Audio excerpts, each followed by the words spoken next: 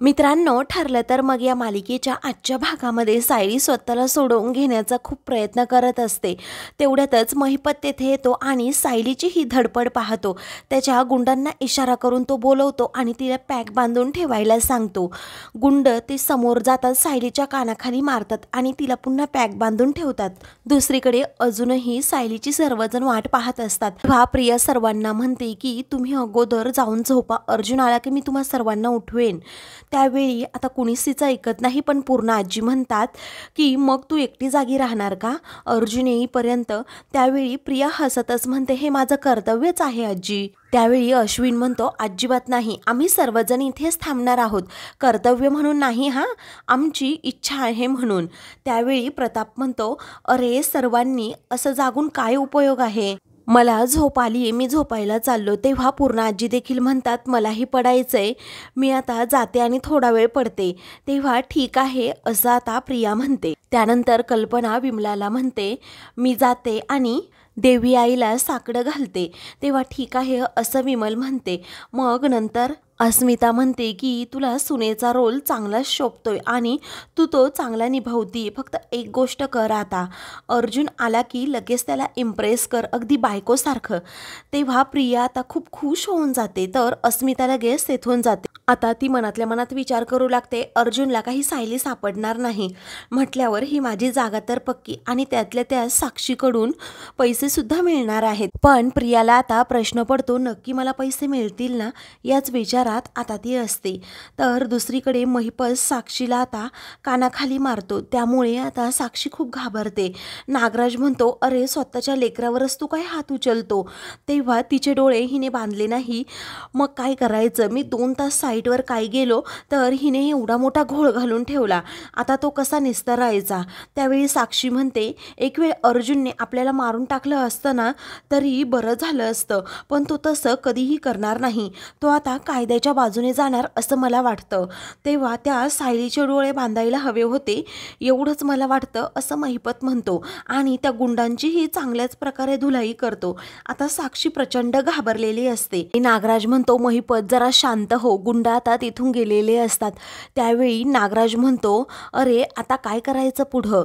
त्यावेळी महिपत म्हणतो या साक्षीने जी काही चूक केली आहे ना ती मी पुन्हा कधीही आयुष्यात करणार नाही आणि करत सुद्धा नाही। सायलीचा तिथल्या तिथे गेम केला असता मी। त्यावेळी नागराज म्हणतो म्हणजे तू तिला ठार मारलं असतं का। त्यावेळी महिपत म्हणतो आता मारणार आहे मी ठार, तिला मारणार आहे म्हणजे सर्व प्रश्नच संपून जातील। नागराज म्हणतो तुझं डोकं फिरलंय का, सायली म्हणजे आपला हुकुमाचा एक्का आहे। अरे तू आता रागात आहे म्हणून तुला असं वाटतंय, ती प्रिया ना आपल्याला भारी पडेल। तेव्हा साक्षी विचारते आता प्रियाचं काय मध्ये। तेव्हा सायलीला जर मारलं तर मग ती रविराजची आणि सुभेदारांची सर्व प्रॉपर्टी हडप करेल आणि आपल्याला गंडा लावून पळून जाईल, मग आपण काय करायचं। आपण जो काही प्लॅन केला होता ना त्यासाठी सायली जिवंत असणं खूप आवश्यक आहे, कारण सायली ही खरी तन्वी आहे।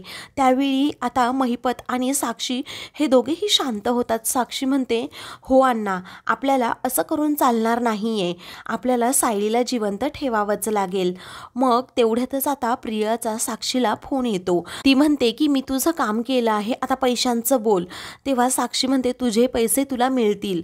प्रिया म्हणते मिळतील नाही, हे बघ तू मला फसवलंस, पैसे दिले नाही तर मी सर्वांना सांगून टाकेल की तूच सायलीला किडनॅप केलं आहे। साक्षी जरा घाबरतच म्हणते देते तुला तुझे पैसे, असं म्हणून ती फोन ठेवते आणि अण्णांना म्हणते खरंच ही प्रिया आपल्याला भारी पडेल, त्यामुळे सायलीला जिवंत ठेवणं महत्त्वाचं आहे। दुसरीकडे अर्जुन हा घरी आलेला असतो, तो त्याच्या बेडरूममध्ये असतो।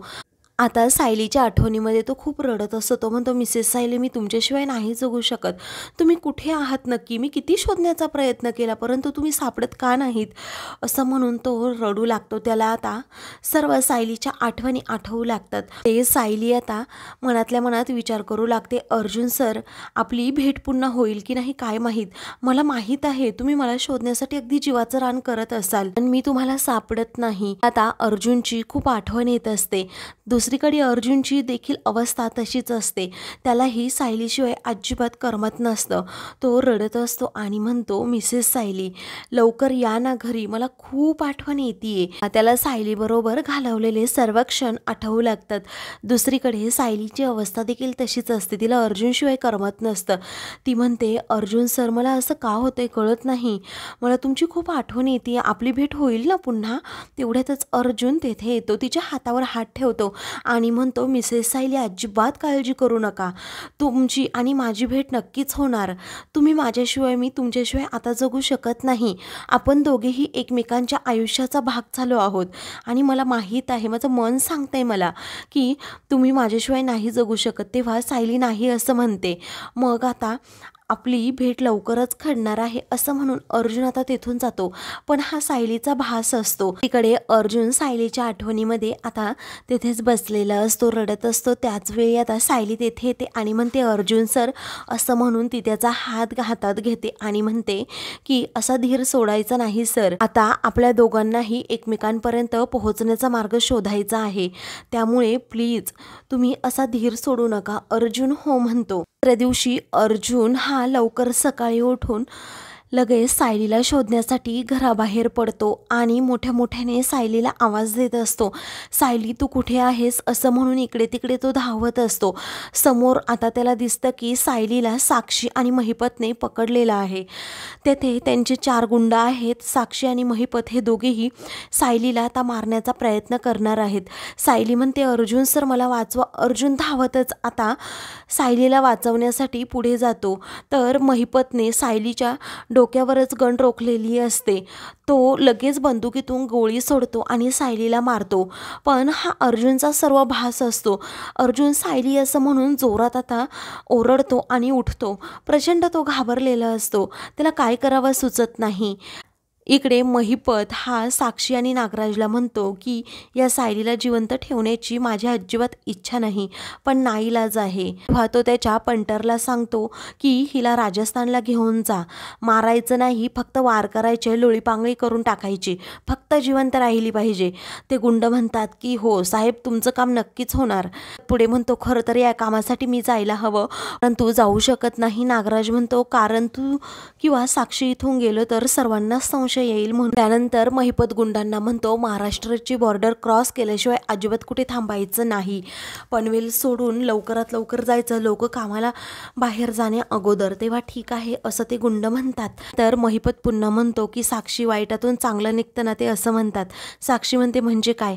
तेव्हा आता जर ही सायली राजस्थानला कायमची गेली तर मग अर्जुन उगीच कशाला ती केस लढेल आणि ते म्हातारा आयुष्यभर जेलमध्ये सडेल. तेव्हा साक्षी म्हणते, यू आर राईट अण्णा, म्हणजे माझे या केसमधून मुक्तता होईल असंच ना. तेव्हा अण्णा तुझा बरोबरच असतो नेहमी असं महिपत म्हणतो. इकडे अर्जुन इन्स्पेक्टर साहेबांना कॉल करत असतो. काही अपडेट मिळाली का विचारत असतंच. प्रिया आता तेथे येते आणि मनातल्या मनात विचार करते की कशाला त्या सायलीचा शोध घेत असेल हा, काय माहीत. आता त्या सायलीचं नखसुद्धा याला पाहायला मिळणार नाही. आता मीच तुझी बायको बनून या घरात राहणार. दुसरीकडे सायलीला आता गुंड हे बाहेर घेऊन चाललेले असतात. सायली स्वतःला सोडवून घेण्याचा खूपच प्रयत्न करत असते. महिपत भयंकर चिडलेला असतो.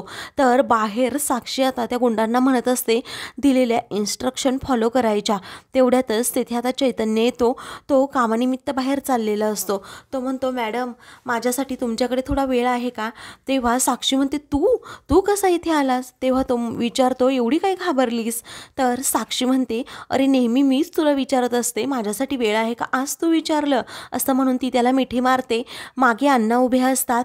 ती आता इशारा करून तिथेच थांबायला सांगते. त्यानंतर चैतन्य आता तिथून जातो. इकडे प्रिया म्हणते, अर्जुन मी तुझ्यासाठी उपमासुद्धा बनवलाय आणि कॉफीसुद्धा घेऊन आली आहे, पण काळजी करू नको. तू असं समज की आता सायलीचे आणि तुझी साथ इथपर्यंतच होती. अर्जुनला आता खूप राग येतो. ती म्हणते, ते सोड रे, जाऊ देत, चल तू अगोदर कॉफी पिऊन घे असं म्हणून ती कॉफीचा मग त्याच्यासमोर पकडते. तेव्हा आता अर्जुन खूपच चिडतो आणि त्या हाताला जोरात धक्का देतो. तर त्या कॉफीचा मग खाली पडतो आणि फुटतो. तो रागातच तिला धमकावतो की माझ्यापासून कायमच लांब राहायचं आहे. मी आता शांत आहे कारण माझ्या प्रायोरिटीज वेगळ्या आहेत. तू इथून निघ, माझ्यासमोर अजिबात येऊ नकोस असं म्हणून तो प्रियाचा प्रचंड अपमान करतो। दुसरीकडे आता सायलीला त्या व्हॅनमध्ये टाकलं जातं तेव्हा आता महिपत आणि साक्षी खूपच खुश होतात। तर आता महिपत लगेच नागराजला कॉल करून घरी या असं म्हणतो। साक्षीला आता खूप आनंद झालेला असतो। त्यानंतर सायलीला आता ते गुंड त्या व्हॅनमध्ये टाकून घेऊन जातात। दुसरीकडे अर्जुन आता एका मंदिरात आलेला असतो आणि सायलीसाठी प्रार्थना करतो। मित्रांनो, पुढील भागामध्ये गुंडांच्या तावडीतून अर्जुन आता सायलीला सोडवणार आहे। अशाच मालिकेंचे पुढील भाग पाहण्यासाठी चॅनलला सबस्क्राईब करा।